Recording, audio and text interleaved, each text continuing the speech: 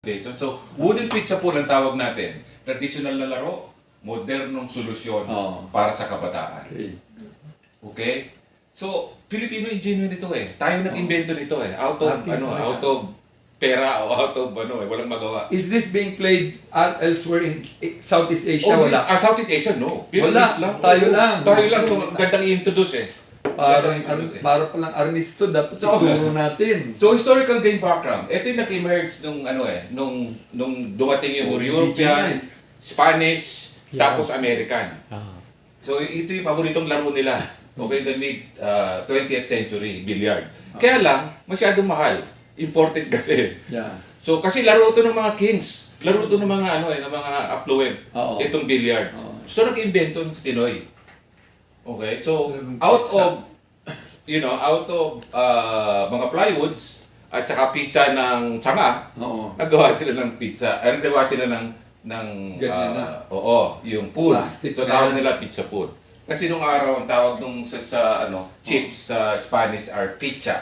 Wala naman tayong letter F, so it's pizza now. Okay? So tunay na lakas ng Pilipino sa ating ang daming naglalaro nito before eh. Kaya naging sentro sa barrio, dito mga kabataan, kasi may anggulong side eh, merong mathematics. So meron siya gano'n eh. Kailangan makabisa mo yun eh. So sila Efren dito nagsimula. In fact, sa pool. Talaga? Oo, bago sila, nakasa sila sa mga kanto-kanto eh, sa bandahan. So bago siya nag-billiard talaga gani, kasi Pampanga yun, doon talaga yung doon talaga lahat ng kanto meron doon eh.